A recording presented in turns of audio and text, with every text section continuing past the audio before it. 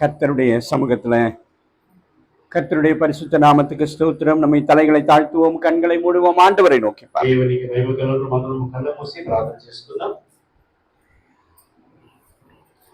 ஆண்டவர் நம்மோடு கூட பேசத்தக்கதாக ஆண்டவர் நமக்கு தம்முடைய வார்த்தையை வெளிப்படுத்தும்படியாக நாம் நம்மை அர்ப்பணிப்போம். మనకు మనం దేవునికి అప్పగించుకుందాం. ஹல்லேலூயா ஹல்லேலூயா. வாரும் தூய ஆவியே, உம் பிரசன்னத்தை வாஞ்சிக்கிறோம். வாரும் தூய ஆவியே, உம் பிரசன்னத்தை வாஞ்சிக்கிறோம். வல்லமையால் எம்மை நிறைத்து நீராளுகை செய்யும். வல்லமையால் எம்மை நிறைத்து நீராளுகை செய்யும். ஜீவ தண்ணீர் நீரே, தாகம் தீர்க்கும்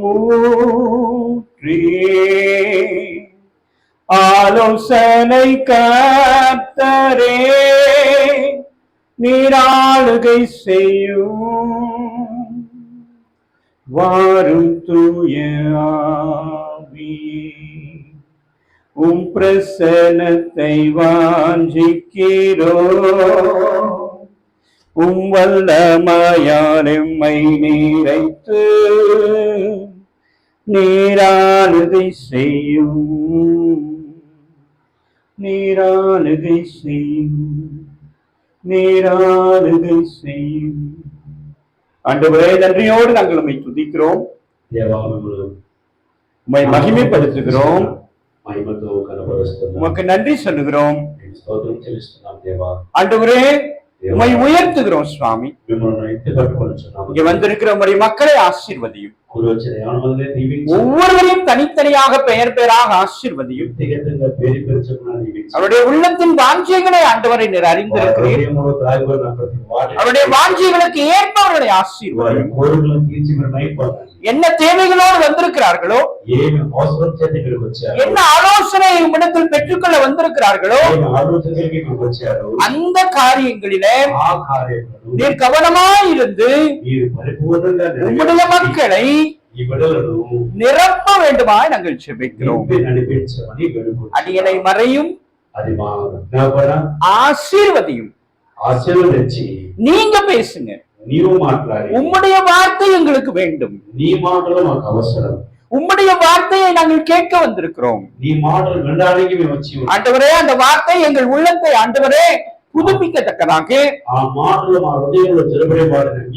எங்களை புத்துணர்ச்சி செய்யத்தக்கதாக, எங்களை புதுப்பிக்கத்தக்கதாக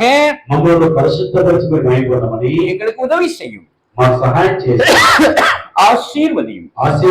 இயேசு கிறிஸ்துவின் மூலம் ஜெபம் எடுக்கிறோம் எங்கள் ஜீவன் உள்ள நல்ல பிதாவே. கிறிஸ்துவுக்குள் அன்பான தேவ ஜனமே, அனைவரையும் கர்த்தருடைய பெயராலே நாங்கள் வாழ்த்துகிறோம். ஆண்டவர் இந்த நாளை நமக்கு குறித்து ముఖముఖமாக நாம் சந்திக்க வாய்ப்பு கொடுத்தபடியினாலே దేవుడు ఈ రోజు మనల్ని ప్రేమించిన దినం కొరకే దేవునికి கரங்களை தட்டி நாம் அவரை மகிமைப்படுத்துவோம். காரணம், இன்னைக்கு எனக்கு வேற ஒரு இடத்துல நான் பேசணும், வேற ஒரு சபையில நான் பேசணும். ఎందుకంటే పాస్టర్ గారు రోజు వేరే సంఘంలో మాట్లాడవలసింది. அந்த இடத்துல ஒரு பெரிய போதகர் பிஷப் அவர்கள் அங்க வர போறாரு.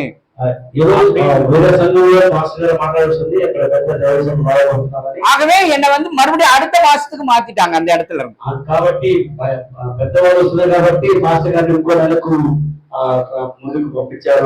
அப்ப நான் யோசனை, எங்க போறது ஆண்டவரே, திடீர்னு கேன்சல் பண்ணிட்டீங்க அப்படின்னு நான் கேட்டப்போ, అప్పుడు ప్రార్థన చేసినప్పుడు అయ్యా ఈ వారం ఖాళీ ఉన్నాడు కదా ఎక్కడికి వెళ్ళాలని అడిగినప్పుడు உடனே உங்களை தான் எங்களுக்கு ஞாபகப்படுத்தினார் ஆண்டவர். వెంటనే దేవుడు మిమ్మల్ని జ్ఞాపకం చేశాడు. உடனே பால் ஐயாவுக்கு போன் பண்ணேன். వెంటనే పాస్టర్ గారికి ఫోన్ చేశాను. அவர் உடனே வாருங்கள் என்று அழைத்தார். వెంటనే రమ్మన్నారు ఆయన. ஆகவே நாம் கரங்களை தட்டி ஆண்டவரை மகிமைப்படுத்துவோம். இது ஆண்டவருடைய சித்தம், ఇది దేవుని యొక్క చిత్తం, ஆண்டவருடைய திட்டம், దేవుని యొక్క ఆలోచన. ஆகவே நாம் அவரை மகிமைப்படுத்த நாம் இங்கே கூடி வந்திருக்கிறோம். అయితే మనం ఆయన మహిమపరచడానికి మనం చేరవచ్చాం. மாத்திரமல்ல, எனக்கு இந்த வாய்ப்பை கொடுத்த உங்களுடைய ஊழியர் அவர்களுக்கும், నాకు ఈ సమయాన్ని ఇచ్చిన దైవ సేవకులకు కూడా, குடும்பத்தினருக்கும், కుటుంబానికి కూడా, பிள்ளைகள் மற்றும் சகோதரர் மற்றும் உடன் ஊழியர்கள், అందరికి సేవకులకు అందరికి, இங்க வந்திருக்கிற பெரியவர்கள், தாய்மார்கள், పెద్దలకి, తల్లులకు, சிறு பிள்ளைகள், வாலிப பிள்ளைகள் அனைவருக்கும் கர்த்தருடைய நாமத்தினாலே வாழ்த்துதல்களையும் நன்றிகளையும் சரி, இன்னைக்கு ஆண்டவர் ஒரு விசேஷமான வார்த்தையை உங்களுக்கு அனுப்பி இருக்கிறார். மிக மிக விசேஷம், మరి విలువైన విశేషమైన మాటలు. வாசியுங்கள் சங்கீதம் చదవండి కీర్తన గ్రంథం 19వ అధికారం 19వ కీర్తన 7వ వచనం 7వ చరణం. యెహోవా నియమించిన ధర్మశాస్త్రము యథార్థమైనది, అది ప్రాణమును తెప్పరిల్ల చేయును. యెహోవా శాసనము నమ్మదగినది, అది బుద్ధిహీనులకు జ్ఞానము పుట్టించును. హల్లెలూయా, హల్లెలూయా. வசனம் என்ன சொல்லுகிறது என்றால், వచనం ఏం చెప్తుందంటే கர்த்தருடைய దేవుని యొక్క வேதம், వాక్యము நம்மை உயிர்ப்பிக்கிறதாக இருக்கிறது, మన ప్రాణమును తెప్పరిల్ల చేయుచున్నది, நம்மை விடுவிக்கிறதாக இருக்கிறது, విడిపించే విధంగా நமக்கு ஞானத்தை கொடுக்கிறதாக இருக்கிறது என்று சொல்லுகிறது. జ్ఞానం ఇచ్చే విధంగా ఉన్నది అంటున్నది. கர்த்தருடைய வேதம் దేవుని குறைவற்றதும், దేవుని యొక్క మాటలు குறைவற்றதும், குறைவுனா கொஞ்சம் తక్కువైన వాళ్ళకి, குறைவற்றதுன்னா it is like it is very less, తక్కువ, చాలా తక్కువ. ஆண்டவருடைய வார்த்தை வந்து குறைவு இல்லாதது, அதாவது இட் இஸ் நாட். దేవుని మాటలు తక్కువైనవి కావు, కానీ తక్కువైన వాళ్ళు దేవుని జ్ఞానం பெற்றுக்கொள்கிறார்கள், தேவனுடைய ஞானமுను பெற்றுக்கொள்கிறார்கள். சரி சரி, நல்லா கவனிங்க, గమనించండి. இப்ப நான் ஒரு கேள்வி உங்ககிட்ட கேட்க விரும்புறேன். నేను ఒక ప్రశ్న మీకు వేయాలనుకుంటున్నా. என்ன கேள்வி அப்படின்னா, ఏమి ప్రశ్న అంటే, நீங்க யாருன்னு எனக்கு சொல்லுங்க கொஞ்சம். మీరందరూ కూడా చెప్పాలి. நீங்க யாரு? మీరెవరు? మీరెవరు? உங்களால சொல்ல முடியுமா? நீங்கள் யார்? మీరెవరు? మీరు చెప్పడానికి అవుతుందా? మీరెవరు? మీరు చెప్పడానికి అవుతుందా? என்னம்மா?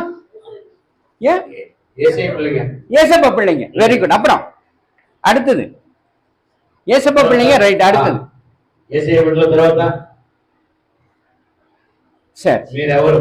நீங்க யாருன்னு உங்களுக்கு நீங்க பொதுவா சொல்றீங்க, ஏசப்பா பிள்ளைங்க, ரைட்டு. மத்த வேற என்ன என்ன அதுக்கு அர்த்தம் என்ன? நான் யாருன்னு எப்படி சொல்ல முடியும்? நீங்க யார்? మీరెవరని ఏ విధంగా చెప్పగలుగుతారు? మీరెవరని ఏ విధంగా చెప్పగలుగుతారు? ఏసై బిడవని ఓకే, కరెక్ట్. ఇంకా ఉంది, ఆమా, ఇంకా ఉంది. అసలైన మాట ఇంకా ఉంది. நீங்க யார்? మీరెవరు? அதே ఏసై బిడ్డలు, దేవుని బిడ్డలంతా எல்லாம் அதேதான். சரி, அடுத்த கேள்வி. దానికి ఒక ప్రశ్న. உங்களுக்கு என்ன வேணும்? మీకేం కావాలి? உங்களுக்கு என்ன வேணும்? உங்களுக்கு என்ன தேவை? మీకేం కావాలి? நீங்க எல்லாம் கண்ணீரோடு கவலையோடு அப்படியே கதறினீங்க இல்லையா? பாட்டு பாடும்போது, ஐயா எனக்கு வேணும், எனக்கு கொடுங்க. என்ன வேணும் உங்களுக்கு? మీరు కన్నీరు కార్చి ఇది కావాలి ఇది కావాలి అన్నారు కదా. என்ன வேணும் உங்களுக்கு? మీకేం కావాలి? என்னம்மா, என்ன காணும்? மனசாந்தி. Very good. அடுத்தது పరలోకం వేணுమమ్మా. பரலோகம் வேணும். அடுத்தது அடுத்தது అதான் సమాధానం చెప్పారు కదా. அடுத்தது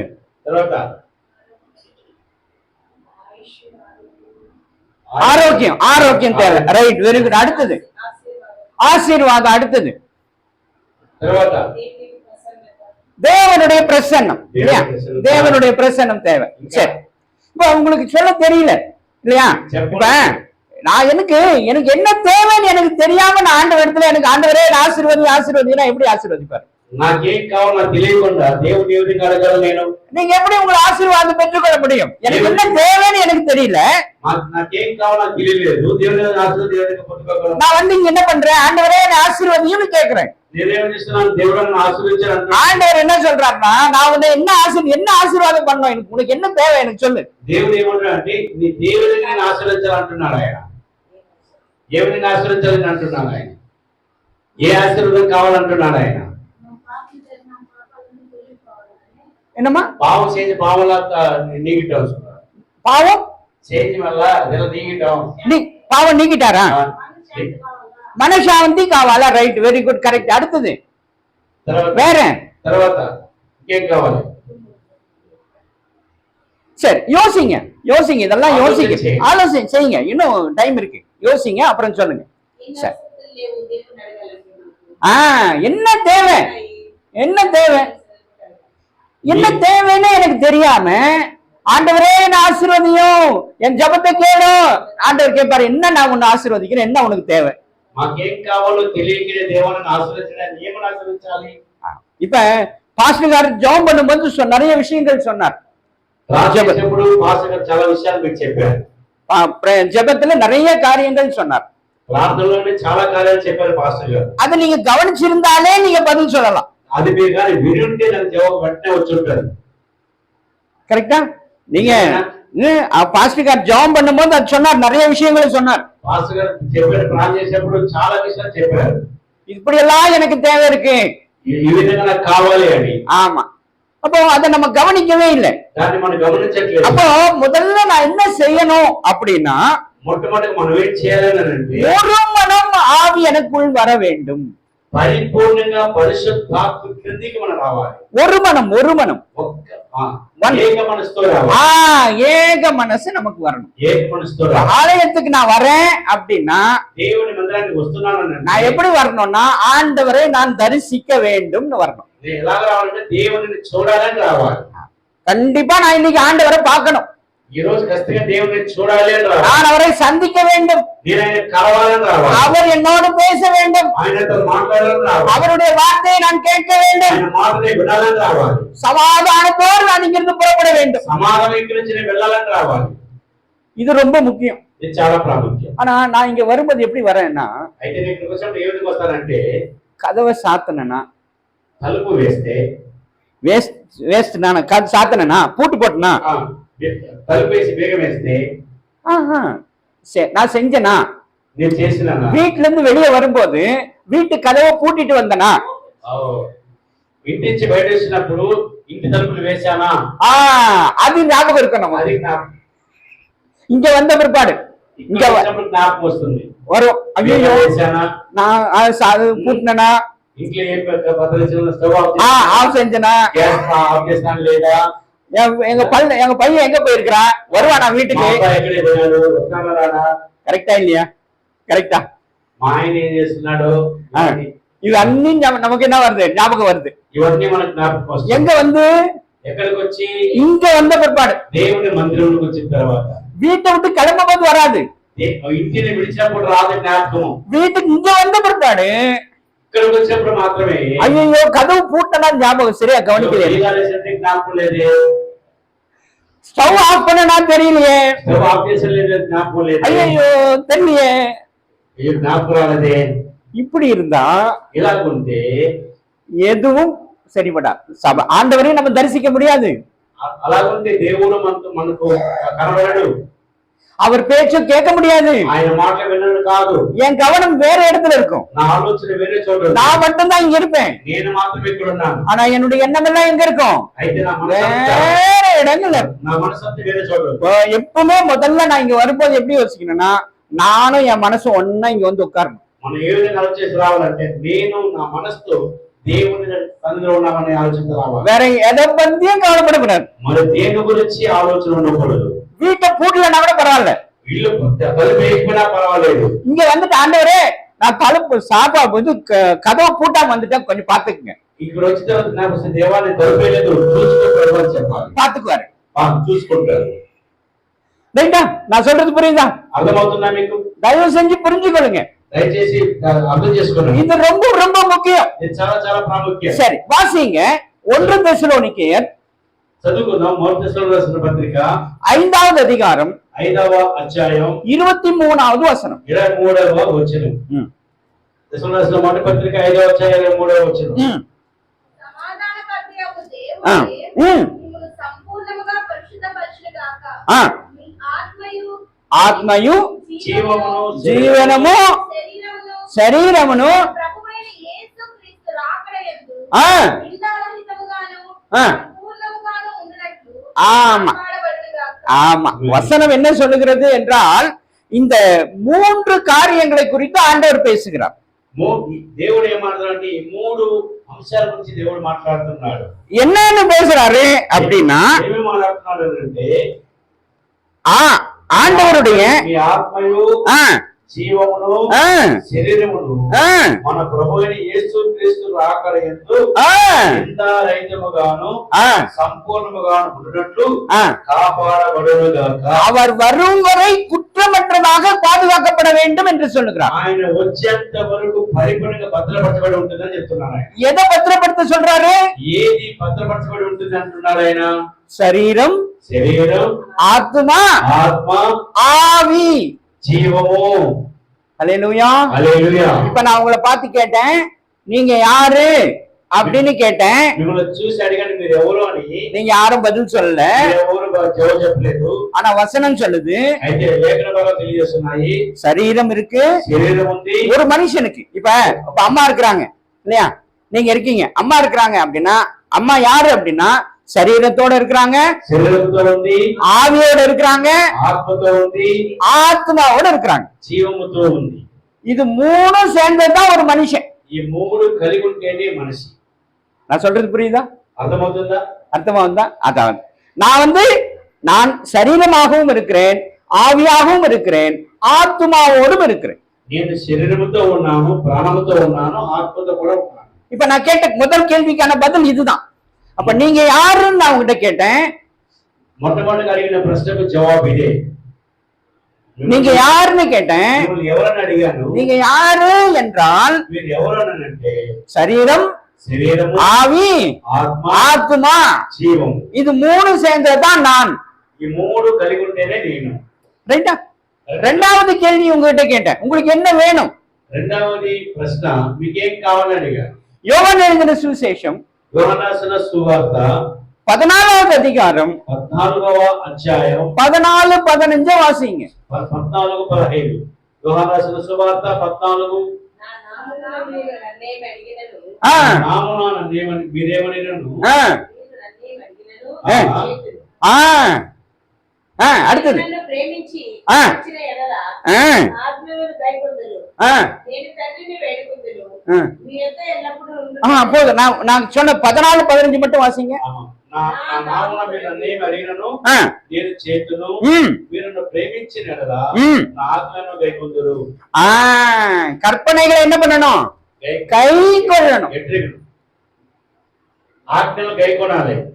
இதை விட்டுட்டு దీన్ని వదిలేసి நான் ఆండவர்கிட்ட வந்து ஆண்டவரே ஆசீர்வதியும் ஆசீர்வதியும் ஆசீர்வதியும் என்றால் దేవుని గురించి ఆశీర్వదించు ఆశీర్వదించు అని అంటున్నాము. நீங்க கேட்டுனே இருக்க வேண்டியதுதான். మీరు అడుగుతూనే ఉండాలి, அவர் பார்த்துனே இருப்பார், ఆయన చూస్తూనే ఉంటారు. உங்க பிரச்சனை தீரணும் அப்படின்னா, మీ సమస్య తీరాలని అంటే நான் என்ன செய்யணும்? నేనేం చేయాలి? இப்ப நான் ஆண்டவரை அன்பு கூறுகிறேன், நான் ஆண்டவரை நேசிக்கிறேன், నేను దేవుని ఎక్కువగా ప్రేమిస్తున్నాను. ஆண்டவர் சொல்றார், நீ என்னை நேசிக்கிறது உண்டானால், నీవు నన్ను ప్రేమించే నిజమైతే நீ என் கற்பனைகளை கைக்கொள். అయితే నా ఆజ్ఞలు కైకొను. அவ்வளவுதான், అంతే. அப்போ நான் அன்போடு அவருடைய நாமத்துல எதை கேட்டாலும், అప్పుడు ప్రేమతో ఆయన నా ఆప్షన్ ఏది అడిగినాను, எதை கேட்டாலும், దేన్ని అడిగినాను, எதை கேட்டாலும், దేన్ని అడిగినా அதுக்கு லிமிட்டே கிடையாது, దానికి అంతమైతే లేదు, லிமிட்டே கிடையாது. దానికి என்ன வேணா கேட்கலாம், ఏదైనా అడగొచ్చు, என்ன வேணா கேட்கலாம். ఏదైనా అడగొచ్చు. அததான் 14வது வசனம் நமக்கு சொல்லுது. అదే 14వ వచనం చెప్తుంది మనకు. வாசிங்க மறுபடியும். నా నామం నామముల మీద నన్నేమి అడిగినను నేను చేయుదును. ஆமா, என் நாமத்துல நம்பி நீங்க கேட்டீங்கன்னா நான் செய்வேன்.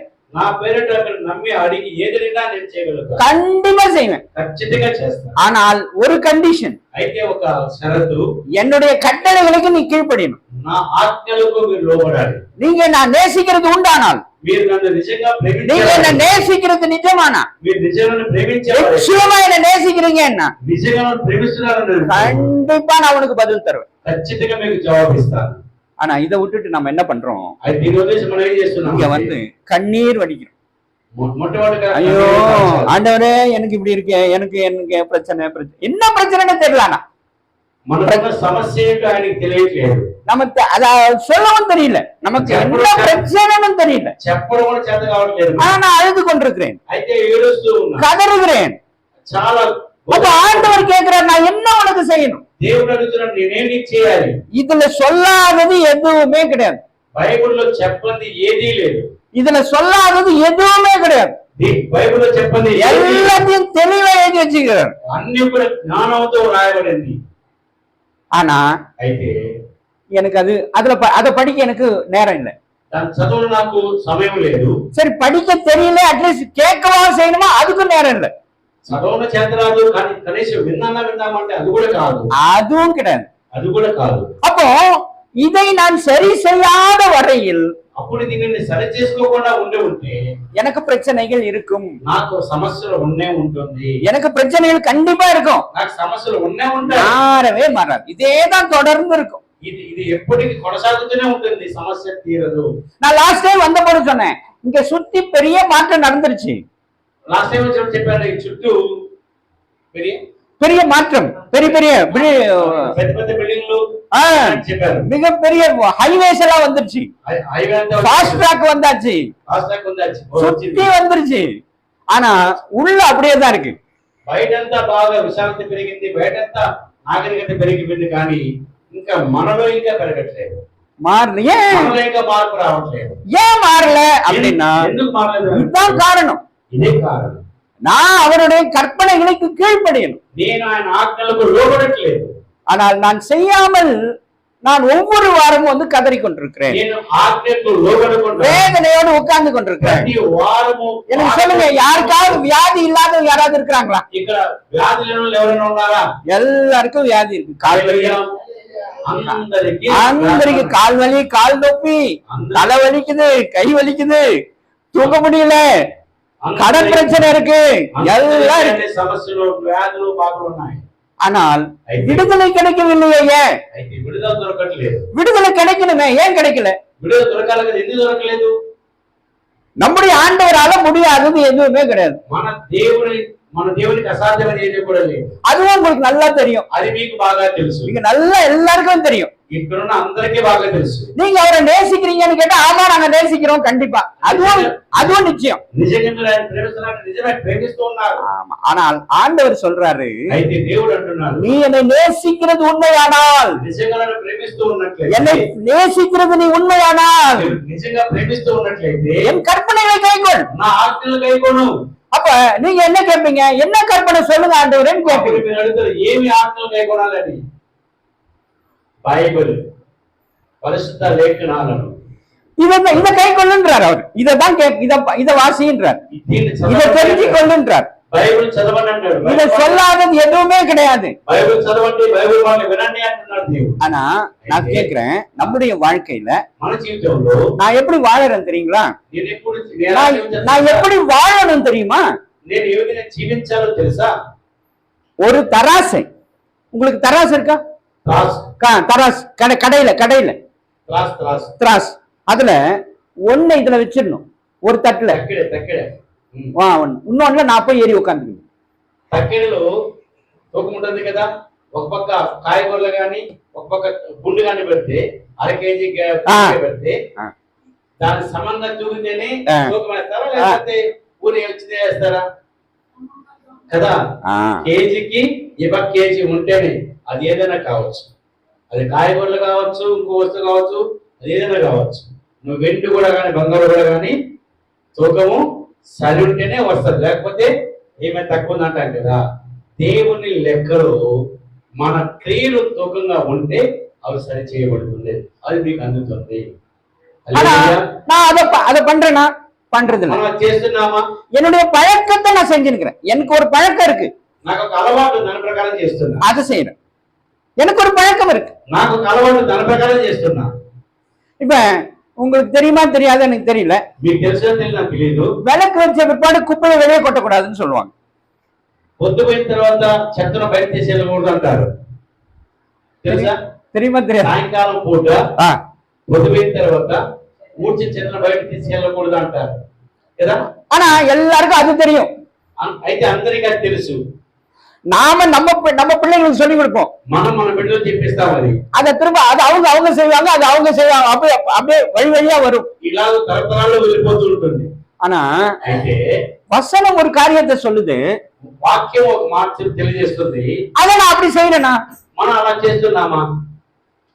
சொல்ல மாட்டேன்றீங்களே. చెప్పంటున్నారే, நீங்க சொல்லணும் இல்லையா? ஆமாவா இல்லையா? చెత్త బయట వేయకూడదని పిల్లలు చెప్తారు కదా, మన నేర్చుకున్న పిల్లలు చెప్తున్నాము. వాక్యం ఏం చెప్తుందో మనం వింటున్నామా? అది పిల్లలకు మనం చెప్తున్నామా? వాక్యం విని ఇవిలా నడుచుకోవాలని మనం గ్రహించి ఆ విషయం పిల్లలకు మనం చెప్తున్నామా? చెత్త వేయకూడదని చెప్తున్నాం, మంచిదే. అయితే మన వాక్యాన్ని అంగీకరించి ఆ ప్రకారం మనం జీవించి ఆ ప్రకారం పిల్లలకు మనం చెప్తున్నామా? சொல்லுங்க, செய்றீங்களா செய்யலையா? చేస్తున్నారా? ஏன்னா எனக்கே தெரியாது அது. ఎందుకంటే నాకే తెలియదు అది. எனக்கே தெரியாது, నాకే తెలియదు అది. அப்ப நான் எப்படி அவங்க சொல்ல முடியும்? మరి ఏ విధంగా నా పిల్లలకు చెప్పగలను నేను? அப்ப ஆண்டவர் கேக்குறாரு, நீ என்ன நேசிக்கிறாயா? అప్పుడు దేవుడు నన్ను ప్రేమిస్తున్నావా? ஆமான்னு சொல்றீங்க. అవునని చెప్తున్నారు. ஆண்டவர் சொல்றாரு, நீ நேசிக்கிறது உண்மையானால் దేవుడు నిజంగా ప్రేమిస్తున్నాడు, கற்பனைகளை கைக்கொள். ఆజ్ఞలు కైకొను. பண்றோமா? చేస్తున్నామా? அவ்வளவுதான், அதோட ஸ்டாப். అక్కడికే మనం ఆపేస్తున్నాం, వింటాము వెళ్ళిపోతున్నాం. கேக்குறோம் போயிடுறோம், கேக்குறோம் போயிடுறோம், వింటున్నాము వెళ్ళిపోతున్నాం. ஆனால் செயல்பாட்டுக்கு வரல. అయితే చేయడానికి ఇష్టపడట్లేదు, செய்யறதுக்கு நமக்கு நேரமும் இல்ல, காலம் இல்ல, அவகாசம் இல்ல. చేయడానికి మనము మనసు తిప్పుకోవట్లేదు. அப்போ நான் வெறுமனே ஆண்டவரே நான் நேசிக்கிறேன் நேசிக்கிறேன் நேசிக்கிறேன் என்று சொல்லி கொண்டிருந்தால் ఏక మనసుతో దేవుని ప్రేమిస్తున్నాను ప్రేమిస్తున్నాను ప్రేమిస్తున్నాను చెప్తూ ఉంటే ஒரு பிரயோஜனம் கிடையாது, ఒక్క ప్రయోజనం కూడా లేదు. சரி, இப்ப ఇప్పుడు ஒரு முக்கியமான விஷயத்துக்கு நான் வரேன். ఒక ముఖ్యమైన సంగతికి இப்ப நான் உங்ககிட்ட சொன்னேன், நான் யார்? ఇప్పుడు మీ దగ్గర చెప్పాను నేను ఎవరో అని. நான் ஆவி, ஆத்மா, శరీరం, ఇది మూడు சேர்ந்ததுதான் நான். ఆత్మ, జీవము, శరీరం మూడు కలిస్తేనే, ప్రాణాత్మ శరీరము కలిస్తేనే ఒక మనిషి. ரைட்டா? Very good. இப்ப நீங்க தூங்குறீங்களா? మీరు నిద్రపోతారా? எதுக்கு செய்றீங்க? ఎందుకు నిద్రపోతారు? ఎవరు నిద్రపోరా? రైలు బాగా నిద్రపోతారు, ఇంట్లో నిద్రపోతారు, అది రెండే విషయం. కానీ రాత్రి మాత్రం బాగా నిద్రపోతారు. வீட்டுல தூங்கினா கூட இங்க தூங்குவாங்க. தூங்குறேன். சரி, எதுக்கு? இங்க தூக்கம் நல்லா வரும். எதுக்கு? ఇక్కడ ఎందుకు నిద్ర వస్తుంది మీకు? சரி, ட்ரெஸ் போடுறோம், எதுக்கு போடுறோம்? బట్టలు ఎందుకు కట్టుకుంటాము?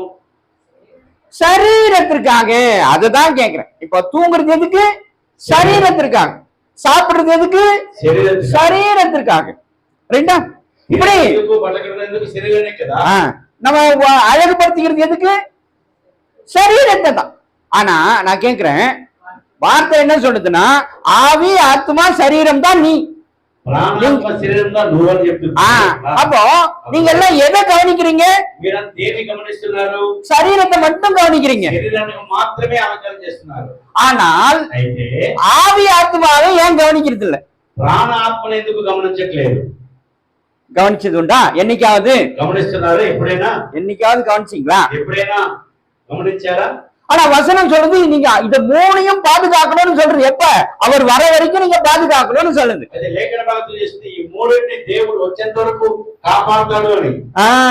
சொல்லி இருக்கு. ஆனா நான் சரீரத்தை மட்டும் கவனிக்கிறேன்னு, ஆவி, ஆத்மாவை நான் கவனிக்கலையே. ஏன்? அப்போ எப்படி அதை கவனிக்கிறது? அல்லேலூயா, அல்லேலூயா, அல்லேலூயா. சரி, நம்மள இப்ப உங்களை ஆண்டவர் எப்படி உருவாக்குனார் தெரியுமா? దేవుడు మనం ఏ విధంగా నిర్మించాడో తెలుసా మీకు? எப்படி உருவாக்குனார்? దేవుడు ఏ విధంగా తయారు చేశాడో తెలుసా మీకు? மண்ணுல. ரைட். அப்புறம் ఏ విధంగా తయారు చేశాడో తెలుసా మనిషిని? மண்ணுல தயாரிச்சாங்கன்னு சொல்றாங்க. அப்புறம் మట్టితో తయారు చేశాడు మనిషిని. అప్పుడు ఇంకోటి சரீரம், சாயல். సాయల్. சாயல். Very good. அடுத்தது வேற పని. முகரூபம். తన స్వరూపము. அதான் சாயல். அதான் சாயல். ఓకే. அடுத்தது మట్టితో తన స్వరూపమును அப்புறம் வேற తర్వాత ప్రాముఖ్యమైంది తన ప్రాణాన్ని మూసి மூச்சில். சரி, இப்ப நம்ம தெளிவா ஒரு விஷயத்தை புரிஞ்சுக்கொள்ளலாம். வாசிங்க. చదవండి. ஆதியாகமம் ఆది కాండము 1:26, 26, 27. దేవుడు మన స్వరూపమందు స్వరూపమందు మన పోలిక చొప్పున నరులను చేయును. వారు సముద్రపు చేపలను, ఆకాశ పక్షులను, పశువులను, సమస్త భూమి మీద ప్రతి జంతువును ఏలుదురుగా కనియు పలికెను. దేవుడు తన స్వరూపమందు నరుని సృజించెను. దేవుని స్వరూపమందు వారిని సృజించెను. Very good. இப்ப போதும். இப்ப ஆண்டவர் நம்ம எப்படி உருவாக்கினார் என்றால், வசனம் தெளிவாக சொல்லுகிறது, தம்முடைய வார்த்தையினால் உருவாக்கினார். దేవుడు ఏ విధంగా నిర్మించాడంటే తన వాక్కు చొప్పున నిర్మించాడు. வார்த்தையால் நம்மை உருவாக்கினார். తన వాక్కు முதல் காரியம் ஞாபகம் வச்சுக்கொள்ளுங்க.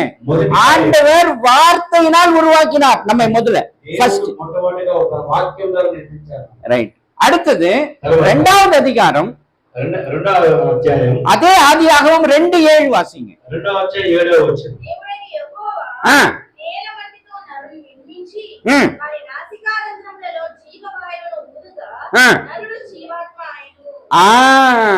அடுத்தது அவர் எப்படி உருவாக்கினார் என்றால், அவருடைய சுவாசத்தை கொண்டு நம்மை உருவாக்கினார். ఆయన జీవాత్మలోని పంపించి బ్రతికించాడు. ரைட்டா? கரெக்ட்டா? கரெக்ட்.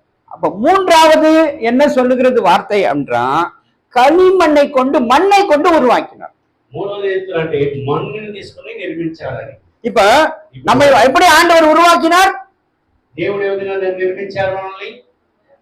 வார்த்தையால் உருவாக்கினார், వాక్కు చేత, சுவாசத்தினால் உருவாக்கினார், ఆత్మ చేత, மண்ணினால் உருவாக்கினார். மண்ணு చేత నిర్మించారు. இது மூணும் சேர்ந்து தான் நம்மளை உருவாக்கினார். வெறும் மண்ணுனால இல்ல, வெறும் சுவாசத்தினால இல்ல, ரைட்டா? வெறும் வார்த்தையினாலும் இல்ல. இது மூன்றையும் கலந்துதான் நம்மை உருவாக்கினார்.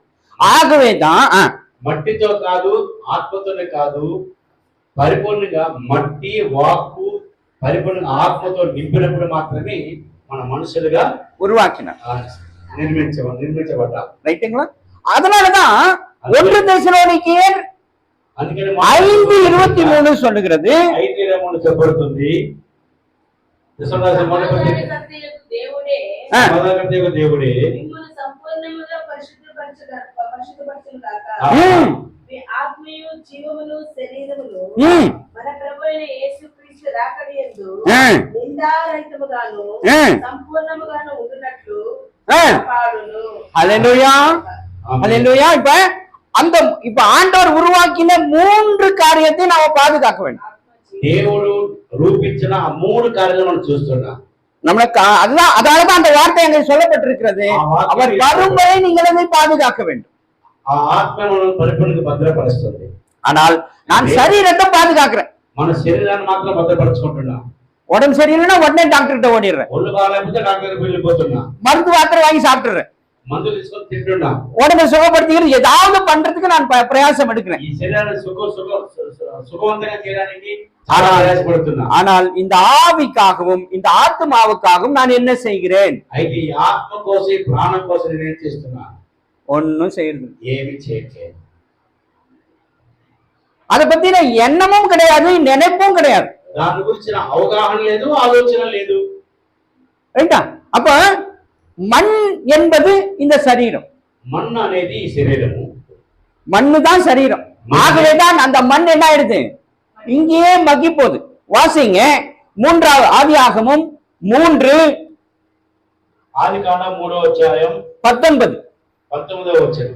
నీవు ఉమ్. నేలను తిరిగి చేరు వరకు ఉమ్. నీ ముఖపు చెమట కార్చి ఉమ్. ఆహారము తిందువు. ఉమ్. ఏలయనగా ఉమ్. నేల నుండి నీవు తీయబడితివి. ఆ.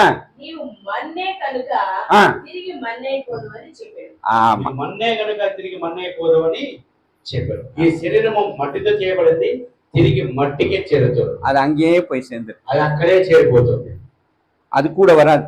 అది కూడా రాదు. ரைட்டா? அப்போ மண்ணோட மகிமை அங்கேயே முடிஞ்சிருது. இந்த பூமியிலேயே அது முடிஞ்சு போகுது. మన్ను యొక్క శరీరము పరిపూర్ణ మట్టిలోనే కలిసిపోతుంది. ஆனால் అయితే இந்த ஆவி ஆத்மா என்ற ஒன்று இருக்கிறது. ఈ ప్రాణ ఆత్మ అనేది ఒకటి ఉంది. அதுக்கு உரிய பாதுகாப்பும் வசனம் நமக்கு சொல்லி இருக்கிறது. దానికి భద్రత వాక్యం సెలవిస్తుంది. ஆனால் நான் அதுல கவனம் செலுத்தாமல் இருக்கிறேன். అయితే దాని వైపు మనసు మనం తిప్పట్లేదు. அப்ப இப்ப நான் அதை செய்ய முயற்சிக்கணும். அதுக்கான காரியங்களை இப்ப நான் உங்களுக்கு சொல்ல போறேன். ఇప్పుడు దానిని మనం చేయడానికి ఇష్టపడాలి, ఆ కార్యం చెప్పడానికి ఇష్టపడుతున్నాను. பிரசங்கி ప్రసంగి గ్రంథం 12:7 வாசிங்க. 12వ అధ్యాయం 7వ వచనం. ప్రసంగి 12:7. మన్నైనది వెనుకటి వలనే ఆ. మరలా భూమికి చేరు. ఉమ్. ఆత్మ ఉమ్. దయచేసిన దేవుని యొద్దకు మరలా పోదు. ஆமா, இங்க ஆத்மா எங்க போகும்? யார் அதை எனக்கு கொடுத்தாரோ அவரிடத்துல அது போய் சேரும். మన్ను ఏ విధంగా మట్టికి చేరిపోతున్న చివరిలో ఈ శరీరం, ఈ దేహము, తర్వాత దాని తర్వాత ఉన్న ఆత్మ దేవుడు జీవించాడు కాబట్టి జీవన్ దేవుని యొద్దకే వెళ్ళాలి. ఈ ప్రాణ ఆత్మ దేవుని దగ్గరికే వెళ్ళాలి. ஆத்மா கிடையாது, ఆత్మ కాదు, ప్రాణం. பிராணன். அந்த பிராணன் தான் எங்க போகுது? யார் எனக்கு கொடுத்தாரோ அவர்கிட்ட போய் சேர்ந்து. ప్రాణము ఎక్కడికి వెళ్తుందంటే ఎవరు ఇచ్చారో ఆయన దగ్గరికి వెళ్ళిపోతుంది. அப்போ அது போறதுக்கு முன்னாடி என்ன? அந்த வசனம் மறுபடியும் வாசிங்க. అవసరం కోసం చదవండి. మన్నైనది వెనుకటి వలనే మరలా భూమికి చేరును. ఆత్మ దాని దయచేసిన దేవుని యొద్దకు మరలా పోదు. அப்போ తిరిగి వెనకటికి అది మన్నుకి చేరిపోతుంది.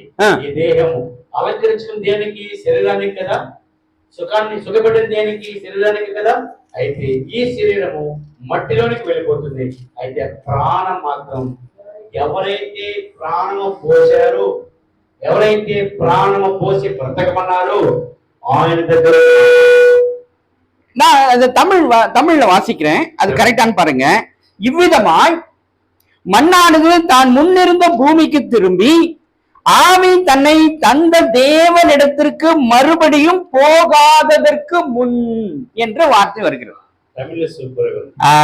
தமிழ்ல பாவம் தெலுங்கு, తమిళ భావం ఏమంటున్నాడంటే, తమిళ్లో శరీరం మట్టికి వెళ్ళిపోతుంది, ప్రాణము దేవుని దగ్గరికి వెళ్ళక మునిపే அப்படின்னு சொல்லுது. దేవుని దగ్గరికి వెళ్ళక మునిపే நான் அதை சரி பண்ணிடணும், சரியா வச்சுக்கினா தான் அது போகும். దేవుని దగ్గరికి వెళ్ళక మునిపే ప్రాణమును నీ సరి చేయబడాలి, நான் சரி செய்து கொள்ள வேண்டும். నీ సరి చేయబడాలి. எப்படி சரி செய்யறது? ఏ విధంగా సరి చేయబడాలి? இல்லையா? அப்போ எங்கேயும் அதுக்கு ஒரு வழி இருக்கிறது, దానికి ఒక మార్గం ఉంది. அந்த வழியை நான் கண்டுபிடிச்சு அதை கொண்டு நான் சரி செய்து கொள்ள வேண்டும். ఆ మార్గములో కనుక్కొని అప్పుడు మనం సరి చేయబడాలి. ஆமா, அதுதான் ரொம்ப முக்கியம். అదే చాలా ప్రాముఖ్యమైనది. அப்ப அதுக்கு வாசிங்க, చదవండి. யோபு 12:10. యోబు గ్రంథం 12వ అధ్యాయం 10వ వచనం. 10வது வசனம். 10 12:10. 12:10. యోబు గ్రంథం 12వ అధ్యాయం. మనుషులందరి ఆత్మలకు ఆయన వశమున ఉన్నది కదా. అంగిలి ఆహారమును రుచి చూచినట్లు చెవి మాటలను పరీక్షింపదా. వృద్ధుల యొక్క జ్ఞానమునది దీర్ఘాయువు వలన వివేచన కలుగును. சகரியா 12:1 வாசிங்க. జకర్యా గ్రంథం 12:1. జకర్యా గ్రంథం 12వ అధ్యాయం 1వ వచనం. జకర్యా గ్రంథం 12:1. Page number 783. సారీ 782. 12:1. దేవోక్తి ఇశ్రాయేలును గూర్చి వచ్చిన యెహోవా వాక్కు. ఆకాశమండలమును విశాలపరిచి భూమికి పునాది వేసి మనుషుల అంతరంగంలో జీవాత్మను సృష్టించు. చాలు చాలు చాలు போதும் போதும் போதும்.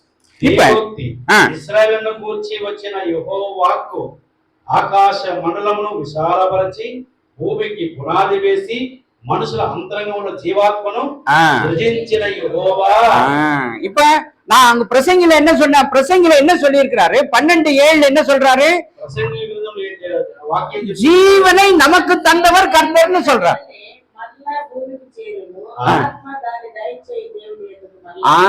தேவன். அப்போ சரி, இப்ப அடுத்தது வாசிங்க, ரோமர் 12:11 வாசிங்க. రోమన్ రాసిన పత్రిక 12:11. రోమన్ రాసిన పత్రిక 12వ అధ్యాయం 11వ వచనం. ఆసక్తి విషయంలో మాంద్యులుగా 12:11 మా చదువు. ఆసక్తి విషయంలో మాంద్యులుగా ఆత్మ తీవ్రవారై ప్రభువును సేవించుడి. ஆமா, என்னவா ఆత్మ తీవ్రత. அனலா வச்சுக்கணும். ஆவி எப்படி வச்சுக்கணுமா, அனலாக வைத்துக் கொள்ள வேண்டும். எப்பொழுதும் என்ன பண்ணிக்கணும், அனலோடு வைத்துக் கொள்ள வேண்டும். ఆత్మ ఎప్పుడు వేడిగా ఉండాలి. அது வந்து தனியா చల్లారిపోకూడదు. ఆత్మ తీవ్రత కలిగి వేడి కలిగి ఉండాలి. బీపీ వస్తే ఏమవుతుంది, బీపీ వస్తే ఏమవుతుంది, ఏ విధంగా బీపీ వస్తే ఏమవుతుంది, కోపమేనా, శరీరములో వికృత స్వభావం ఏర్పడుతుంది. మొట్టమొదటిగా వికృత స్వభావం బీపీ వస్తే ఆ ప్రెషర్కి మన అవయవాలు అన్ని కూడా ఉబ్బిపోతుంది. కళ్ళుతో సహా మీరు గమనించండి, కోపం వచ్చిన మనిషి చూడండి, మామూలుగా ఉన్నప్పుడు చూడండి, అది తీవ్రత. ఆత్మ ఎప్పుడు అలాగూ వేడిగా ఉండాలి. ఆత్మ ఎప్పుడు వేడిగా ఉండాలి. బీపీ ఉన్న వ్యక్తి ఎంత ఆతృత కలిగి తీవ్రత కలిగి ఉంటాడో ఆ విధంగా ఆత్మలో కూడా తీవ్రత కలిగిన వాడిగా, చురుకుగా, వేడిగా, ఆసక్తిగా ఉండాలి. వాసింగ చదవండి 1 తెస్సలోనికైయర్ మొదటి తెస్సలోనికైయర్ పత్రిక 5:19. 5:19. తెస్సలోనికైయర్ మొదటి పత్రిక 5వ అధ్యాయం 19వ వచనం. ఆత్మను ఆర్పుకొని ప్రవచించుట నిర్లక్ష్యం చేయకుడి, ஆவியை அவிழ்த்து போடாதீர்கள்னு சொல்றாங்க. ஆத்மனு ஆர்ப்பகுடி என்று சொல்றாங்க. ஆமா, அது வந்து அந்த அந்த ஆத்மா ஆவி என்ன பண்ணணும், அனலோடு வைத்துக் கொள்ள வேண்டும். கர்த்தருடைய வலிமையில அது வந்து வல்லமையோடு, அந்த வல்லமையை பெற்றிருக்கிறதக்கதான அந்த வலிமையோடு இருக்க வேண்டும். దేవుని మహిమతో ఈ ఆత్మ సమతుల్యంగా ఉండాలి. ఈ ఆత్మ ఎప్పుడు వేడితోనూ ఉజ్జీవంతోనూ ఉండాలి. இப்ப நான் உங்களுக்கு முன்னாடி சொன்னேன், நம்மளை உருவாக்கினது எப்படி உருவாக்கினாரு, மண்ணினால உருவாக்கினார், ஆவியினால உருவாக்கினார், ஆத்மாவில உருவாக்கினார், அதாவது வார்த்தையால உருவாக்கினார். దేవుడు ఏ విధంగా నిర్మించాడు, మట్టితో, ఆత్మతో, జీవముతో నిర్మించాడు ఆయన. இந்த சரீரம், அதுதான் என்ன சொல்றேன்னா, ஆவிக்கும் சரீரத்துக்கும் எப்பவுமே போராட்டம் இருக்குன்னு சொல்லி வாசிக்கிறோம். ఆత్మకు శరీరానికి வாசிங்க கலாத்தியர் గలతీయుల పత్రిక చదవండి. கலாத்தியர் గలతీయుల పత్రిక 5వ అధ్యాయం 19వ వచనం. శరీరములు స్పష్టమైనవి.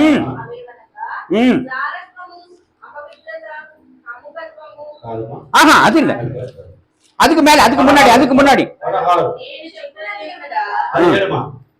వచనం.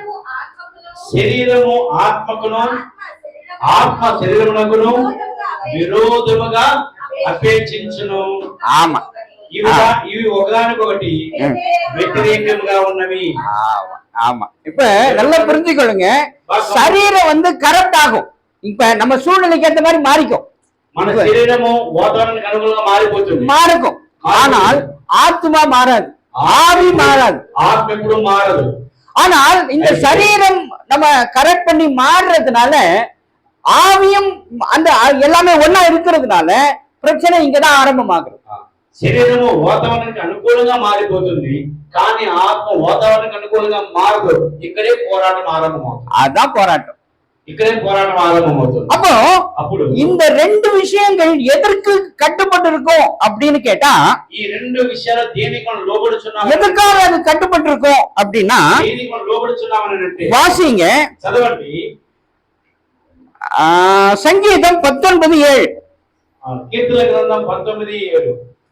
కీర్తన గ్రంథం 19:7.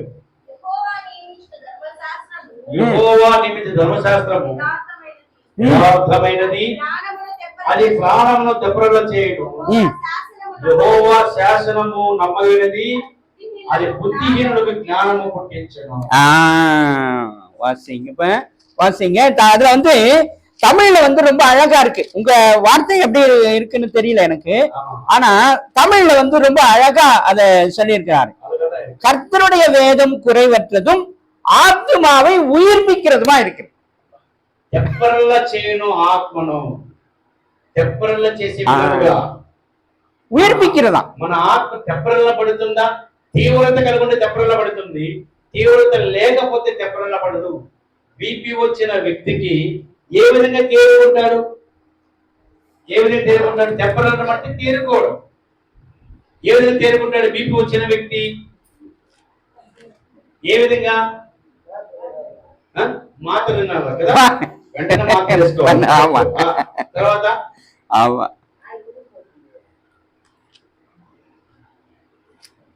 మాత్ర వేసుకుంటే బాగా అయిపోతుందా? అప్పటికే அந்த நேரத்துக்கு சரியாகுது.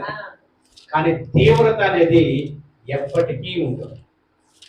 అది తెప్పరిల్లబడాలనంటే, శాంతింపబడాలనంటే దేవునికి మాత్రమే సాధ్యమని అది మనుషుడు పొందుకోలేకపోతున్నారు, దాన్ని కలిగి ఉండలేకపోతున్నారు. 1 కొరింథీయర్ 12:3 వాసింగ్. 1 కొరింథీ పత్రిక 12:3. 1 కొరింథీ పత్రిక 12:3. இது எப்படி சரியா இருக்கா நம்முடைய? வாசிமா. దేవుని ఆత్మ వలన మాట్లాడువాడెవరు? యేసు శాపగ్రస్తుడని చెప్పడనియు, పరిశుద్ధాత్మ వలన తప్ప ఎవరునూ యేసు ప్రభువని చెప్పలేడనియు నేను తెలియజేస్తున్నాను. ஆமா, பாத்தியா? இப்ப ஆத்மா ஆவி சரியா இருக்கு, சரியான இடத்துல சரியானதா இருக்கு அப்படின்னு கண்டுபிடிக்கிறதுக்கான ஒரு டெஸ்ட் இருக்கு. என்ன டெஸ்ட் அப்படின்னாக்கா, வசனம் என்ன சொல்லுகிறது? ஆதலால் தேவனுடைய ஆவியினாலே எவனும் இயேசுவை சபிக்கப்பட்டவர் என்று சொல்ல மாட்டான் என்றும். ఏమంటుంది? ప్రాణము ఉన్నవాడు ఎవడే కానీ, ప్రాణం ఉన్నవాడు ఎవడే కానీ యేసుని రుచి ఉంటే, యేసుకు ఆ దగ్గరైతే దేవుడు శాపగ్రస్తుడు కాడని చెప్తారు, లేకపోతే దేవుడు శపించేవాడని అంటారు. இத வச்சு கண்டுபிடிக்கலாம் என்னுடைய ஆவி சரியா இருக்கா, நான் சரியா வச்சிருக்கிறேனா என்பதை கண்டுபிடிக்க முடியும். నా ప్రాణం సరిగా ఉన్నదా లేదని యేసు చేసిన మనుషులు మనకు అర్థమవుతుంది. இப்ப உங்க பாஸ்டர் என்ன சொல்லுவாரு? அடுத்த வாரம் ஞாயிற்று கண்டிப்பா வந்துருங்க, நேரத்தோட வந்துருங்க, ஆண்டவருடைய வார்த்தையை கேளுங்க எல்லாம் சொல்லுவாரா? ఈ పాస్టర్ ఏదో వచ్చేవారు త్వరగా రండి, ఆలస్యం చేయకండి, సమయానికి రండి అంటారు కదా, சொல்றாரு.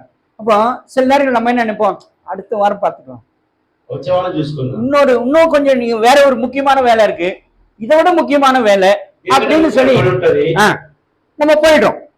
ஆனா ஆவி ஆண்டவருக்குள் இருந்தால் அது எப்படி இருக்கும்? ஐயோ நேரம் ஆயிடுச்சு, நேரத்தோடு நான் சபைக்கு போக வேண்டும், நான் ஆண்டவரை தரிசிக்க வேண்டும். ప్రాణము ఉజ్జీవింపబడితే, ప్రాణము తెప్పరిల్లితే మనసంతా మందిరం మీదే ఉంటుంది. పాస్టర్ గారు చెప్పారు కదా త్వరగా రావాలి, పాస్టర్ గారు చెప్పారు కదా సమయానికి వెళ్ళాలి, పాస్టర్ గారు చెప్పారు కదా దేవుని మాట సిద్ధపడాలన్న ఆ ప్రాణము ఎప్పుడు తెప్పరిల్లుతూనే ఉంటుంది. வார்த்தையோடு கூட நாம என்ன பண்ணுவோம்? வார்த்தையும் அந்த நம்ம ஐக்கியப்பட்டிருப்போம், வார்த்தையோடு ஐக்கியப்பட்டிருப்போம். வார்த்தையை கேட்க வேண்டும், ஆண்டவரை துதிக்க வேண்டும், ஆண்டவரை மகிமைப்படுத்த வேண்டும் என்ற எண்ணம் எனக்கு என்ன பண்ணும்? கண்டிப்பாக வரும். దేవునికి లోబడిన ఆ మనసు ఎప్పుడు కూడా దేవుని మీద ఆధారపడుతుంది. ఎప్పుడెప్పుడు ఆదివారం వస్తుందా, ఎప్పుడెప్పుడు మందిరానికి వెళ్తామా, ఎప్పుడెప్పుడు దేవుని మాటలు విందామా, ఎప్పుడెప్పుడు దేవుని కొరకు జీవితామని తపన ఆ ప్రాణము ఉబుకుతూనే ఉంటుంది. எனக்கு எப்படின்னா, இந்த வாரம் இங்க வந்துட்டேன்னா அடுத்த வாரம் ஒரு 7 நாள் இருக்கா, ஆனா இந்த ஆராதனை முடிச்ச அடுத்த நிமிஷமே அந்த ஆராதனையை குறித்து நான் யோசித்துக் கொண்டிருப்பேன். పాస్టర్ ఎలా అంటే ఈ వారం ఇక్కడ అయిపోయిందా, వచ్చే ఆదివారానికి 7 రోజులు ఉందా, ఆ 7 రోజులు వచ్చే ఆదివారానికి ఏ మెసేజ్ చెప్పాలో, ఏ వాక్యం చెప్పాలో దాని గురించి సిద్ధపాటు ఉంటుంది, దాని గురించి అది ఈ ఆదివారం అయిపోయిన తర్వాత వచ్చే ఆదివారానికి ఏం చెప్పాలో దాని కూడా సిద్ధపాటు ఉంటుంది. நான் என்ன பண்ணுவேன், கணக்கு பார்ப்பேன். ஓ ஞாயிற்று இன்னும் 6 நாள் இருக்குது, 5 நாள் இருக்குது, 4 நாள் இருக்குது, 3 நாள் இருக்கு, அப்படி పాస్టర్ గారు లెక్కేసుకుంటారు. ఇంకా 6 రోజులు ఉంది మనసుకుள்ளவே మనసులోని, ఇంకా 5 రోజులు ఉంది, 4 రోజులు ఉంది, 3 రోజులు ఉంది, ఇంక దగ్గర వచ్చేసింది. ఆ వాక్యం ఏం చెప్పాలని ఏమంటారు ఆతృత. நம்ம அனைவருக்கும் அந்த அந்த ஒரு வாஞ்சை இருக்கணும். మనకందరికి అలా అటువంటి ఆలోచన ఉండాలి. ஏன் அப்படின்னா ఎందుకనంటే இந்த ஆவி ஆத்மா ஆண்டவருடைய வார்த்தையோடு ஒன்றா இருக்கிற ஒன்று. ఈ ప్రాణ ఆత్మ శరీరంతో మిళితమై ఉంది. ஏன் ஆண்டவர் ஆவியை தம்முடைய ஜீவனை கொண்டு உருவாக்கினார். దేవుడు ఎందుకు ఆత్మతో తన జీవాన్ని పెనవేసుకున్నాడు? அதே போல வார்த்தையை கொண்டுதான் நம்முடைய ஆத்மாவை ஆண்டவர் உருவாக்கினார். ఆయన వాక్యములో నిర్మించబడింది అందుకోసమే. அது வேற எதுக்கும் கீழ்ப்படியாது. అది దేనికి లోబడదు. நீங்க நல்லா யோசிச்சு பாருங்க. మీరు బాగా గమనించండి. உங்க மனசாட்சின்னு சொல்லுவோம் தெரியுமா? இப்ப நீங்க ஒண்ணு செய்ய நினைப்பீங்க, ஒரு காரியத்தை செய்ய நினைக்கிறோம், உள் மனசு என்ன சொல்லும்? அது செய்யாத வானா. లోపల మనసు ఏమంటుంది? అది చేయొద్దు అంటుంది. சொல்லுதா? எப்பவுமே சொல்லும். ஆனா நாம என்ன பண்ணுவோம்? మనం ఏం చేస్తాము? நம்ம இவங்க வாலிபர்களுடைய வார்த்தையில சொல்லணும்னா ரைட்ல இண்டிகேட்டர் போட்டு லெஃப்ட்ல போயிடுவோம். యవన బిడ్డలు ఇండికేట్ బండి వెళ్ళేప్పుడు లైట్ వేస్తారు కదా, ఎడమ పక్క వేసి కుడి పక్క వెళ్ళిపోతారు. நாமளும் அப்படிதான். மனசாட்சி சொல்லும் வானா, தொடாத, செய்யாத அப்படின்னு. சரி செய், சரி சரி சரி పుచ్చుకు வேண்டியது. మనం అనుకున్నది మనం చేయట్లేదు అంటే లోపల మన స్థిరత్వం లేదు. మనం ఆలోచన చేసేది ఒకటి, పని చేసే పని మరొకటి. அதுதான் நம்ம மனசாட்சி என்று சொல்லுகிறோம். అందుకే దాని మనసాక్షి. ஏன்? அது கர்த்தர் அந்த ஆத்மாவை வார்த்தையினால உருவாக்கி இருக்கிறார். ఎందుకంటే దేవుడు దానిని తన వాక్కు చేత నిర్మించాడు. వార్తయాల ఉరువాకి இருக்கிறார். వాక్యం చేత నిర్మించాడు. ஆனா சரீரம் கீழ்ப்படியாது. అది శరీరం లోబడదు. சரீரம் எல்லாம் வேணா செய்யும், ஆனால் ఏమైనా చేస్తుంది. ஆத்மா விழிப்போடு இருக்கும். ஏன்? அது வார்த்தையினால் உருவாக்கப்பட்டது. అయితే ఆత్మ దేవుని మాటలకు లోబడి. அது மாத்திரம் இல்ல, இந்த ஜீவன் கர்த்தர் கொடுத்தது. అంత మాత్రమే కాదు, ప్రాణము దేవుడిచ్చింది.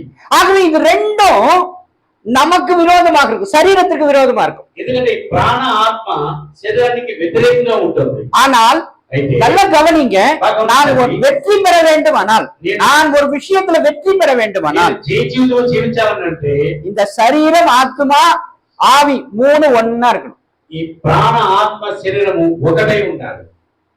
இது வித்தியாசப்படும் பொழுதுதான் எனக்கு பிரச்சனைகள்.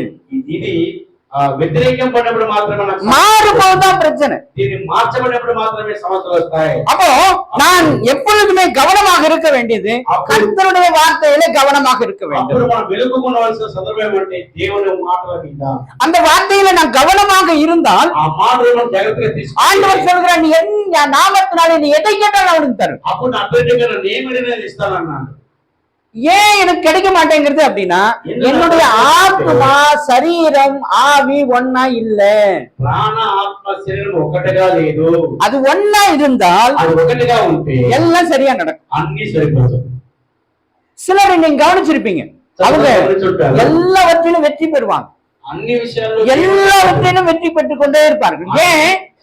అన్ని విషయాలు జయం వస్తూనే ఉంటుంది. ஏன்னா அவங்க ஆவி ஆத்மா சரீரம் ஒன்னா இருக்கு, ஒரே லைன்ல நேர்கோட்ல. వారి ప్రాణాత్మ శరీరం ఒకే లెవెల్లో ఉంటుంది, ஒரே நேர்கோட்ல இருக்கு, ఒకే విధంగా ఉంటుంది.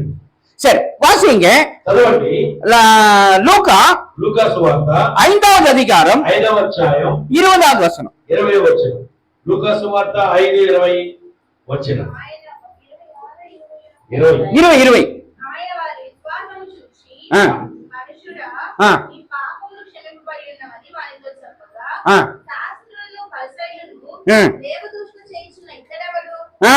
దేవుడు ఒక్కడే తప్ప మరి ఎవడు ఆ. పాపములను క్షమించగలరని ఆలోచించుకోవాలి. இப்ப நல்லா கவனிங்க, நம்ம நிறைய பேருக்கு சரீர சுகவீனம் இருக்கும்.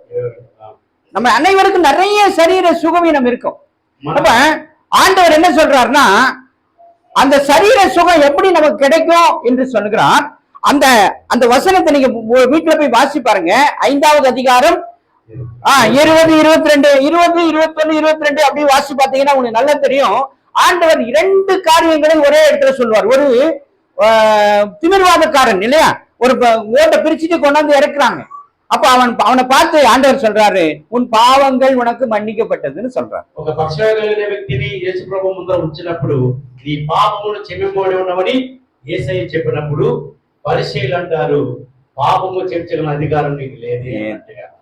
ஆனால் ஆண்டவர் அதுக்கப்புறம் இன்னொரு வார்த்தையை சொல்வார். அதுக்கு அடுத்த வசனத்தை வாசிங்க. 23. నీ పాపములు క్షమింపబడి ఉన్నవని చెప్పుట సులభమా? నీవు లేచి నడవమని చెప్పుట సులభమా? அதுக்கு அடுத்த వచనం. అయితే పాపమును క్షమించుటకు భూమి మీద మనిషి కుమారునికి అధికారం కలదని మీరు తెలుసుకొనవలేను అని వారితో చెప్పి పచ్చవి గల వారిని చూచి నీవు లేచి నీ మంచం ఎత్తుకొని నీ ఇంటికి వెళ్ళమని నీతో చెప్పుచున్నాను నేను. హల్లెలూయా. இப்ப இந்த இடத்துல ஒரு வியாதியஸ்தன் அவர்கிட்ட போறான், ஒரு வியாதியஸ்தன் போறான். ఒక పక్షవాయులైన వ్యక్తి ఆయన దగ్గరికి వచ్చినప్పుడు ஆண்டவர் அவங்கிட்ட 2 காரியத்தை பேசுறார். దేవుడు ఆయనతో 2 మాటలు మాట్లాడుతున్నారు. ஒண்ணு என்னன்றார், உன் பாவங்கள் உனக்கு மன்னிக்கப்பட்டதுன்றார், పాపమును క్షమించబడి ఉన్నావు అంటున్నారు. அடுத்தது తరువాత உன் படுக்கை எடுத்துக்கொண்டு நீ எழுந்து நட, నీ మంచం உன் வீட்டுக்கு போ என்று சொல்லுகிறார். నీ మంచం ఎత్తుకొని నడువు అంటున్నారు. ஒரு வியாதியஸ்தன் கிட்ட 2 காரியங்களை பேசுறார். ఒక వ్యాధిగ్రస్త దగ్గర 2 మాటలు அவர் మాట్లాడుతున్నారు. அவனை மன்னிக்கவும் செய்கிறார், ఆయన క్షమిస్తూ ఉన్నారు. நீ சுகமாயிட்ட நீ எடுத்து நடந்து போ என்று சொல்லுகிறார். నీకు స్వస్థత దొరికింది వెళ్ళిపో అంటున్నారు. ஏன் சொல்றாரு? ఇది చెప్తున్నాడు. ஏன் சொல்றாரு அப்படின்னா, ఇది చెప్తున్నాడంటే அவர் ஆத்ம சுகத்தை முதலாவது விரும்புகிறார். ఆయన ఆత్మ స్వస్థతను కోరుకుంటున్నాడు. அப்பதான் அதனாலதான் ஆண்டவர் சொல்றாரு, உன் பாவங்கள் உனக்கு மன்னிக்கப்பட்டது. అందుకే దేవుడు నీ పాపమును క్షమింపబడి ఉన్నావు అంటున్నాడు. ஆனா நாம என்ன நினைக்கிறோம், இவர் என்ன பயந்து மாத்தி சொல்றாரு போல இருக்கு. அப்படி இல்ல, మనం అనుకుంటున్నాము భయపడి అది వెళ్ళిపోయింది అనుకుంటున్నాము. கிடையாது, அப்படி கிடையாது. అది కాదు, అది కాదు. அவர் ஃபர்ஸ்ட் அவன் நீ என்ன வேணா செஞ்சு அவர் யாருக்கும் பயப்பட மாட்டார். ఆయన ఎవరికి భయపడరు, யாருக்கும் பயப்பட மாட்டார். என்ன வேணா சொல்லிட்டு போ, அவர் செய்யறத செஞ்சுட்டு போயிட்டே இருப்பார். அவ்வளவுதான், யாரையும் கண்டு கேட்க மாட்டாரு. நீ உனக்கு வேணுமா அதெல்லாம் பார்க்க மாட்டார். ஆகவே ஆண்டவர் அந்த மனிதன் அவங்களோட விசுவாசத்தை பார்த்து அவர் முதல்ல சொன்ன வார்த்தை, உன் பாவங்கள் உனக்கு மன்னிக்கப்பட்டது. ఆ పశ్చాత్తాపం వైపు చూసే దేవుడు అన్న మాట, నీ పాపమును క్షమింపబడి ఉన్నవి. அடுத்தது என்ன சொல்லுகிறார்? తర్వాత ఏం చెప్తున్నాడంటే, உன் படுக்கை எடுத்துக்கொண்டு நீ வீட்டுக்கு போ. నీ మంచం ఎత్తుకుని ఇంటికి వెళ్ళు. அப்படின்னா అలాగంటే ஸ்பிரிச்சுவல் ஹீலிங் முதல்ல கொடுக்கிறார், ఆత్మ స్వస్థత ముందు జరిగింది. அடுத்தது பிசிக்கல் ஹீலிங்க கொடுக்கிறார். ఆ తర్వాత శరీరానికి స్వస్థత వచ్చింది. இப்ப வியாதியஸ்தனுக்கு அவசிய தேவை இந்த காரியங்கள். ఒక వ్యాధి కలిగిన వ్యక్తికి ఇది చాలా అవసరం. இப்ப நீங்க படிச்சவங்க கொஞ்சம் பேர் இருந்தா நீங்க கேட்டு பாருங்க, ஒரு நிமிஷத்துக்கு மூச்சை நம்ம எவ்வளவு நேரம் எவ்வளவு விடுறோம், எத்தனை கவுண்ட்? ஒரு நார்மல் மனுஷனுக்கு என்ன கவுண்ட் அப்படின்னு ஒரு கணக்கு இருக்கு.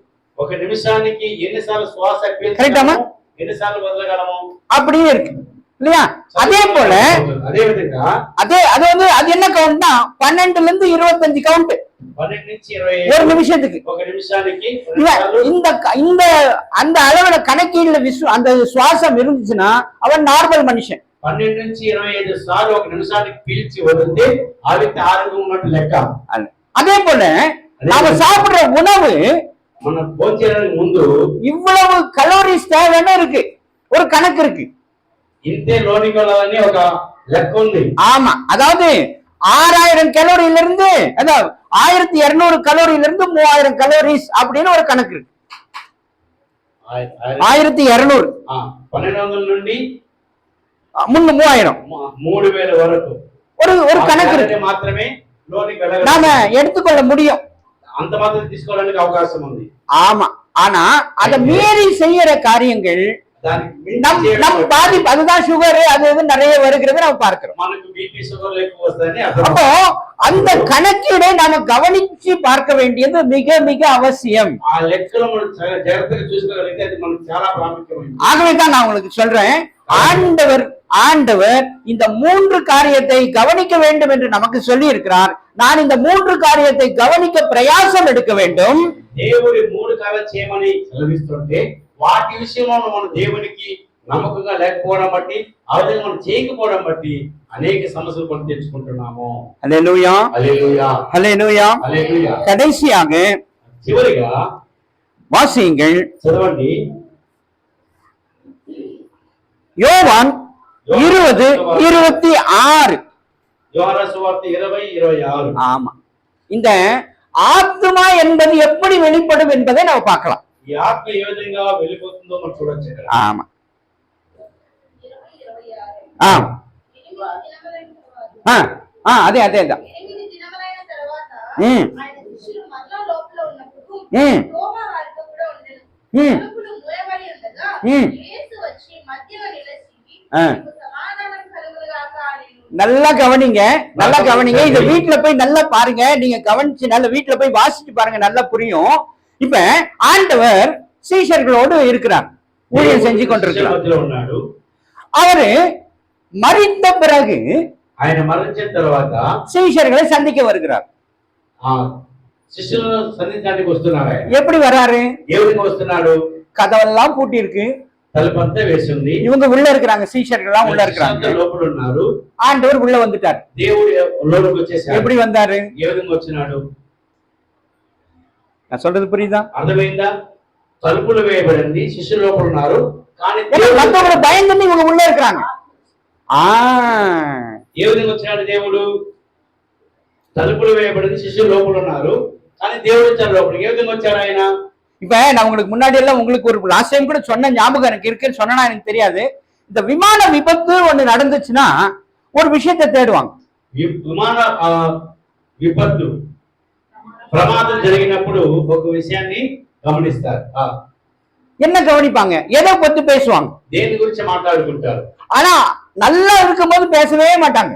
అన్ని బాగున్నప్పుడు ఎవరు ఏం அதை మాట్లాడారు, பத்தி பேசவே மாட்டாங்க. దాని గురించి ఏం మాట్లాడరు. ஆனால் விபத்து என்று ஒன்று ஆயிட்டா ప్రమాదం అనేది వచ్చినప్పుడు அந்த காரியத்தை குறித்து பேசுவாங்க நிறைய. ఆ సంగతి గురించి మాట్లాడుతారు.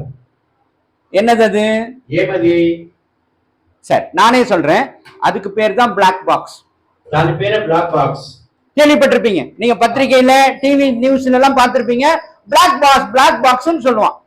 என்ன அந்த பிளாக் பாக்ஸ் அப்படின்னா, బ్లాక్ బాక్స్ ఏమనంటే அது வந்து அந்த பிளைட்ல நடக்கிற ஸ்டார்டிங்ல இருந்து கடைசி விபத்து ஆவற வரைக்கும் என்னெல்லாம் நடந்தது, என்னெல்லாம் பேசுனாங்க, எந்த சுவிட்ச் ஆன் பண்ணாங்க, எந்த சுவிட்ச் ஆஃப் பண்ணாங்க, அத்தனையும் அதுல ரெக்கார்ட் ஆயிருக்கு. బ్లాక్ బాక్స్ అనేది విమానం ఎప్పుడైతే బయలుదేరడానికి సిద్ధపడుతుందో అప్పటి నుండి ముగింపు వరకు ఏమేమి జరుగుతుందో అవన్నీ దాంట్లో రికార్డ్ అవుతుంది. அப்போ அதை வச்சுதான் எப்படி விபத்து ஆச்சுன்னு கண்டுபிடிப்பாங்க. దాన్ని బట్టి ఏ విధంగా ప్రమాదం జరిగిందనేసి దాన్ని గుర్తు తెచ్చుకుంటారు. அது போல అలాగే நம்ம வாழ்க்கையில మన జీవితంలో நான் பிறந்தது முதல் నేను పుట్టినది మొదలుకొని மரித்த கடைசி நிமிடம் வரை చివరిగా మరణించేంత వరకు என்ன நடந்தது என்பதை ఏమి జరిగింది అనేది எது ரெக்கார்ட் பண்ணும் அப்படின்னா, ఏది రికార్డ్ చేస్తానంటే என்னுடைய ஆத்மா ரெக்கார்ட் பண்ணும். నా ఆత్మ రికార్డ్ చేస్తాను. நான் பிறந்த உடனே என்ன பண்ணுவேன்? నేను పుట్టినప్పుడు ఏం చేస్తాను? குழந்தை பிறந்தா என்ன செய்யும்? బిడ్డ పుట్టినప్పుడు ఏం చేస్తుంది? அந்த அழுவுறதுல இருந்து ఆ ఏడుపు నుండి கடைசியா சாகும் போது చివరి మరణం நீங்க என்ன கேட்பீங்க? நீங்க என்ன எதிர்பார்ப்பீங்க? ஒருத்தர் மரிச்சிட்டாரு, ஒரு வீட்டுக்கு போறீங்க, மரண செய்தி கேட்டு ஒருத்தர் வீட்டுக்கு போறீங்க, நீங்க என்ன கேட்பீங்க? அங்க போய் మరణ వార్త విని వాళ్ళ ఇంటికి వెళ్ళినప్పుడు మీరు ఏమని అడుగుతారు? அங்க போய் என்ன பண்ணுவீங்க? అక్కడికి వెళ్ళి మీరు ఏం చేస్తారు? என்ன கேட்பீங்க? చావు దగ్గరికి వెళ్ళి మీరు ఏం చేస్తారు? ఏం మాట్లాడతారు? ఎలా జరిగింది? ரைட். அப்புறம் ஏடுஸ்தான். ஆமா, அழுகுறவங்க. அப்புறம் கவலைப்படாதீங்கன்னு சொல்வீங்க. அப்புறம் முக்கியமானது விட்டுருவீங்க. மீதி எல்லாம் கரெக்ட், நீங்க சொன்னதெல்லாம் கரெக்ட். முக்கியமானது ஒண்ணு விட்டுருவீங்க. என்னது?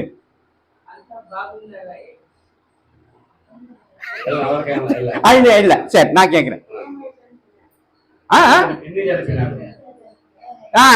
எப்ப செத்து போனாங்க அப்படின்னு. ஏன் செத்துட்டாரு? ஆனா நாம என்ன கேட்போம்னா, கடைசியா என்னங்க சொன்னாரு? చివరికి ఏం చెప్పాడు మీకు? சாரத்துக்கு முன்னே என்ன சொன்னாரு, என்ன செஞ்சாரு, என்ன செஞ்சிட்டு இருந்தாரு கேட்பீங்களா? கேட்க மாட்டீங்களா? చనిపోక మునుపు ఆయన ఏం చేశాడు? என்ன சொன்னாரு? கடைசியா என்ன சொன்னாரு? யார்கிட்ட பேசினாரு? என்ன பேசினாரு? என்ன வார்த்தை பேசினார்? கேட்போமா அப்படிமா? కరెక్టా? ఏం చేసినాడు? ఎలా మాట్లాడినాడు. ஆமா, எப்படி போனாருன்னு வருத்தம் கேட்போம். எப்படி இறந்துட்டாருங்க, என்னாச்சு, நல்லா இருந்தாரு, அவருக்கு என்ன உடம்பு சரியில்லையா, ஹாஸ்பிட்டல் கொண்டு போனீங்களா, டாக்டர் மாத்திரை கொடுத்தாரா, சாப்பிட்டாரா? அவங்க சொல்லுவாங்க நல்லா சாப்பிட்டாருங்க, நல்லா இருந்தாருங்க, கடைசியா இட்லி கூட சாப்பிட்டாருங்க அப்படின்னு சொல்லுவாங்களா? ஆனா கடைசியா நம்ம என்னங்க யார்கிட்டங்க கடைசியா பேசினாரு, என்ன சொன்னாரு அவரு? ఏం చెప్పినాడు, ఏం మాట్లాడాడు? அது வரைக்கும் అంతవరకు அந்த நம்ம ஆத்மாவில ரெக்கார்ட் ஆயிருக்கும். అంతవరకు మన ఆత్మ రికార్డ్ చేయబడుతుంది. மொத்தத்தையும் இப்ப ஆண்டவர் நியாயம் திருப்பார்னு சொல்லியிருக்கா வசனம். நம்ம எல்லாரும் நியாயம் திருப்பார், ஜட்ஜ்மெண்ட் ஒண்ணு இருக்குன்னு சொல்றாரா? దేవుడు తీర్పు అంటున్నాం కదా మనము. எப்படிங்க ஜட்ஜ்மெண்ட் திருப்பாரு? ఎలాగో తీర్పు తీరుస్తాడు ఆయన? அவர் என்ன பண்ணிட்டாரு, நமக்குள்ளவே ஒரு வெப்கேம் வச்சுட்டாரு உள்ளவே. లోపలే ఆత్మను ఉంచేశాడు ఆయన.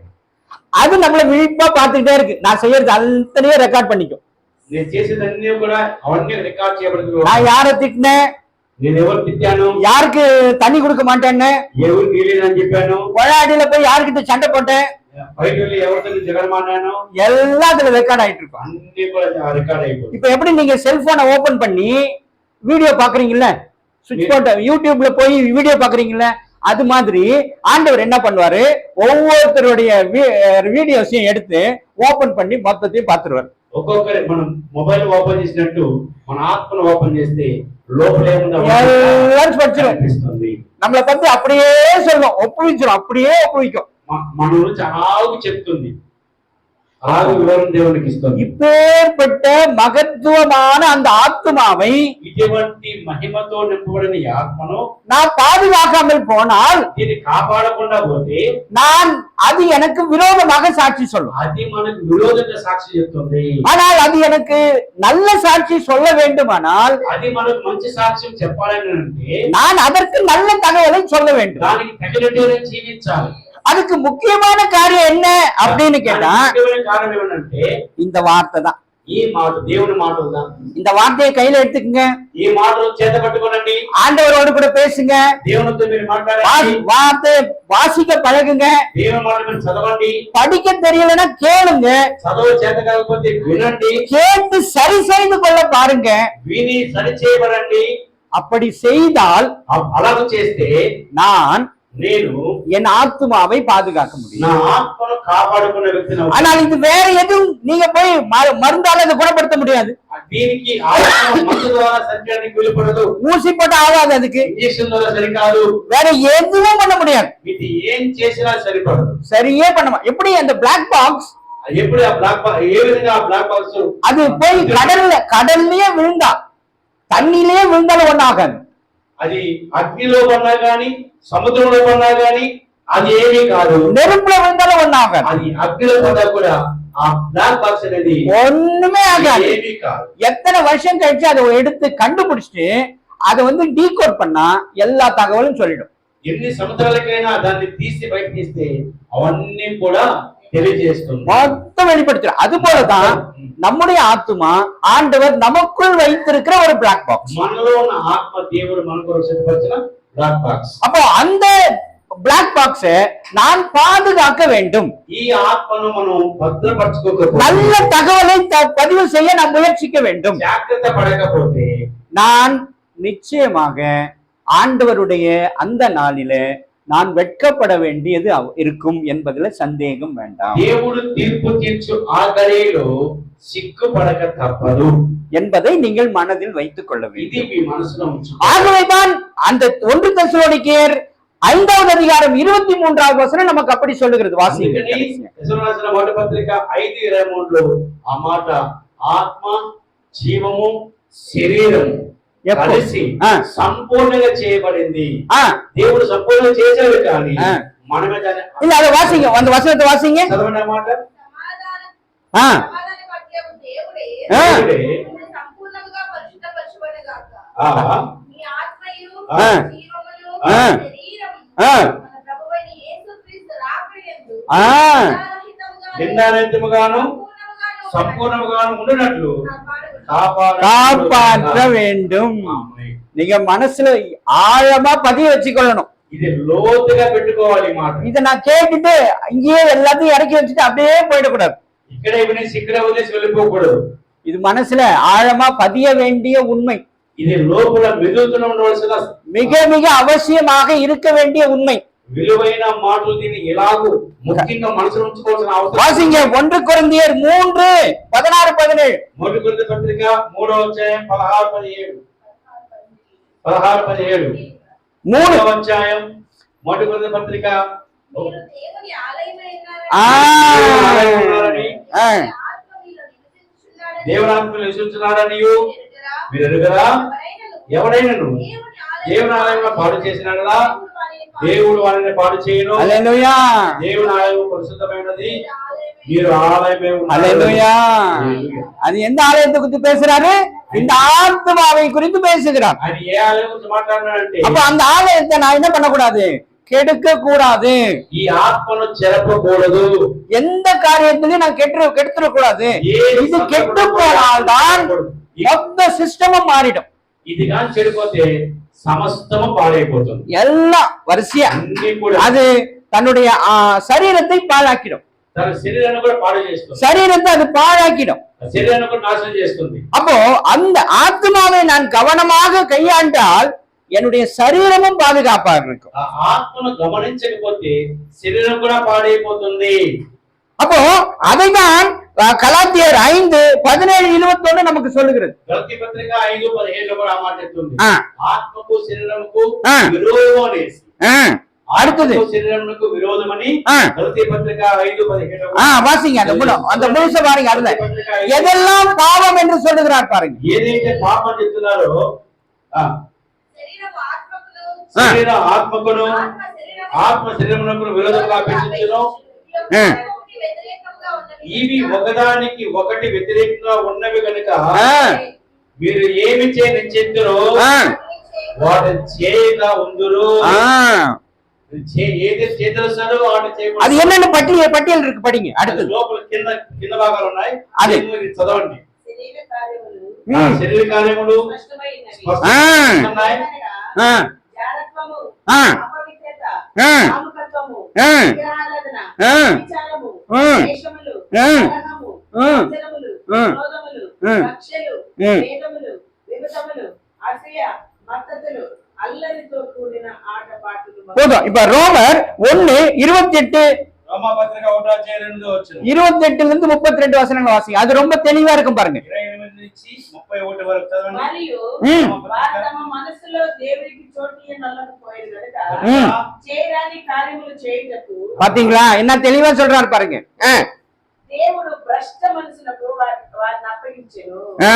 అతివారు సమస్తమైన దుర్నీతి చేతులు, దుష్టత్వము చేతులు, లోభము చేతులు, ఈర్ష్య చేతులు, మత్సరము, నరహత్య, కలహము, కపటము, వైరముతోలు నిండిన వారై కొండకాండను, అపవాదకులను, దేవదూషకులను, హింసకులను, అహంకారులను, బిక్కములాడు వారును, చెడ్డ వాటిని కల్పించు వారును, తల్లిదండ్రులకు అవిధేయులను, అవివేకులను, మాట తప్పు వారును, అనురాగరహితులను. நல்லா புரிஞ்சுங்க. தெளிவா எல்லாத்தையும் தெளிவா எழுதிட்டுக்கிறார். எல்லாம் தெளிவா எழுதிருக்கு. అన్ని చాలా మెలుకుతో రాయబడిన మాటలు. ஆமா. ஆகவே தயவு செய்து இனி நாம் நம்மை சரி செய்து வாழ பிரயாசம் எடுக்க வேண்டும். ஹல்லேலூயா, ஹல்லேலூயா, ஹல்லேலூயா. ஒரு நிமிஷம் எழும்பி நில்லுங்க. ஒரு நிமிஷம் எழும்பி நில்லுங்க. ஒப்பு கொடுங்க. ஆண்டவர் நமக்கு கொடுத்திருக்கிற இந்த கட்டளையை நான் கவனிக்க வேண்டும் என்று ஆண்டவர் சொல்லுகிறார். நாம் நம்முடைய ஆத்துமா, ஆவி, சரீரத்தை பாதுகாக்க வேண்டிய கடமை நமக்கு ஒவ்வொருவருக்கும் உண்டு என்பதை புரிந்து கொள்ள வேண்டும். ஆத்மா, சரீரமு, ஜீவமுను పరిపూర్ణ కాపాడుతున్న అవసరత మనకు ఎంతైనా ఉంది. இதை நீங்கள் சரி செய்து கொண்டால், ఇది మీరు సరి చేసుకుంటే நீங்கள் மிக சந்தோஷமாக இருக்க முடியும். మీరు ఎప్పుడు సంతోషంగా ఉండొచ్చు. உங்க உடல் நல்லா இருக்கும், మీ శరీరం ஆரோக்கியமா இருக்கும், ఆరోగ్యం ఉంటుంది, தேவனோடு கூட இருக்கலாம், దేవునితో కూడా ఉండొచ్చు. அப்ப அவருடைய வார்த்தையை கவனிக்க வேண்டும். வேற ஒண்ணும் ஆண்டவர் நம்ம கிட்ட வேற ஒண்ணும் எதிர்பார்க்கல. ఆయన మన దగ్గర నుంచి ఏమీ ఎదురు చూడట్లేదు. என்கிட்ட வந்து காணிக்கை கேட்கிறாரா? கேட்கல. నా దగ్గర ఏమైనా முடி கேட்கிறாரா? கேட்கல. கைய கேட்கிறாரா? காலை கேட்கிறாரா? எதுவுமே கிடையாது. దేవుని మందిరం నుంచి ఏమీ ఆశించడు. அவர் என்ன ஆசைப்படுறாரு, என்ன ఆయన ఏం கேட்கிறாரு? ఆశిస్తున్నాడు? நீங்கள் அவரை அன்பு கூறுகிறீர்களானால் మీరు ఆయన ప్రేమిస్తూ ఉన్నట్లయితే அவருடைய கட்டளைக்கு கீழ்ப்படியுங்கள். ఆయన ఆజ్ఞలకు లోబడండి. அந்த கட்டளை எங்க இருக்கிறது? ఆ ఆజ్ఞలు ఎక్కడ ఉన్నాయి? இதுல இருக்கு. బైబిల్లో. அப்போ இந்த வார்த்தைக்கு நான் செவி கொடுத்து நான் என்னுடைய வாழ்க்கையை நடத்துவேனானால் ஒண்ணுக்கும் கவலைப்படாதீங்க. ఈ మాటలకు చెవియొగ్గి అలాగనే జీవించడం. ஆபத்து வரும், ఆపద వస్తుంది. ஆபத்து வரும். தானியேலுக்கு வந்தது போல ஆபத்து வரும். దానియేలుకు విపత్తు వస్తుంది. தானியேல் ஜெபம் பண்ணான், దానియేలు ప్రార్థన చేశాడు. ஆனால் அவனுக்கு விரோதமாக ஆட்கள் எழுப்பினார்கள். అయితే ఆయనకు విరోధంగా ఏది పని చేయలేదు. அவனை கொண்டு சிங்க கெபியில போடுறதுக்கு ஒப்பு கொடுத்தார் ராஜா. ఆయన సింహాల పోలే వేయడానికి రాజు ఆజ్ఞాపించాడు. ஆனா தானியேல் கலங்கினானா? అయితే దేవుడు కలవరపడ్డాడా? தானியேல் கலங்கினானா? దానియేలు కలవరపడ్డాడా? கலங்கவே இல்லை. కలవరపడలేదు. அவன் సந்தోషமா போய் இருக்கிறான். ఆయన సంతోషంగా వెళ్ళాడు. அந்த ராஜா போய் கேக்குறான், காலையில விடிஞ்சதும் விடியாதுமா ஓடி போய், தானியேலே நீ எப்படி இருக்கிற, நல்லா இருக்கிறியா? ఆ రాజు వెళ్ళి దానియేలు అడుగుతున్నాడు, తెల్లవారక మునిపి. ஆனா தானியேல் சொல்றான், ராஜாவே நீர் வாழ்க, நான் நல்லா இருக்கிறேன், நான் சந்தோஷமா இருக்கிறேன், எனக்கு ஒரு குறையும் இல்ல. சிங்கத்தின் வாய ஆண்டவர் கட்டி போட்டாரு. இவ்வளவும் சொல்றான். அதே மாதிரி அசரியா, அதாவது சகரியா, சாத்ராக், மேஷாக், ஆபேத்நேகோ என்பவர்கள் அதாவது அக்கினியில கொண்டு போய் போடுறாங்க. அவங்க கலங்கவே இல்லை. ஏன் கலங்கல? அவர்களோடு யார் இருந்தாரு? கர்த்தர் இருந்தார். அப்போ உங்களோடும் கர்த்தர் இருக்கிறார். நீங்கள் அவரை நேசிக்கிறீர்கள். ஆனால் நேசிக்கிறது உண்மையானால் ஆண்டவர் கேட்கிறார், என்னுடைய கற்பனைகளுக்கு கீழ்ப்படியுங்கள். அப்போ இந்த சாத்ராக், மேஷாக், ஆபேத்நேகோ, தானியேல் போன்றவர்கள் அவருடைய கற்பனைகளுக்கு கீழ்ப்படிந்தார்கள். దేవుని ఆజ్ఞలకు ఎవరైతే లోబడతారో, ఎవరైతే భయపడతారో అట్టి వారు అగ్నిలో వేసినా, సింహాల బోనలో వేసినా, జైల్లో పెట్టినా, ఎటువంటి హింసలు పెట్టడానికి మనుషులు ఎదురు చూసిన వాటన్నిటిని దేవుడు విజయము ఇవ్వడానికి లేక విడిపించడానికి దేవుడు మనతో ఉన్నాడు. ఎప్పుడు ఆయన ఆజ్ఞలకు లోబడి, ఆయన మాటలకు భయపడి, ఆయనతో మనం జీవించినప్పుడు మాత్రమే. நல்ல கவனிங்க, உங்களுடைய வாழ்க்கையிலும் ஆண்டவர் இப்படிப்பட்ட காரியங்களை செய்வார். దేవుడు మీ జీవితంలో ఉన్నటువంటి కార్యం చేయడానికి దేవుడు ஆபத்து வரும், கழுத்தை நெரிக்கிற மாதிரி வரும், ప్రమాదం వரும், கழுத்தை நெரிக்கிறதுக்கு வரும். ఆ గొంతు మీదకు రావచ్చు. கவலைப்படாதீங்க. భయపడద్దండి. ஒரு சின்ன விஷயத்த சொல்றேன், நல்லா கவனிங்க. என் கார் இருக்கா, நான் இங்க வர்றதுக்கு எல்லாம் ரெடி பண்ணிட்டேன், எல்லாம் ஆயத்தம் பண்ணி வச்சுட்டேன். ஏன்னா அது இருக்கிறதுனாலதான் நான் பயணம் தூரனாலும் போயிட்டு இருக்கிறேன். சாயந்தரம் எப்பவுமே சனிக்கிழமை என்னன்னா அவர் 4 மணிக்கு போய் காரை தொடச்சிருந்து கழுவுறது இந்த வேலையெல்லாம் செஞ்சு விடுப்பேன்.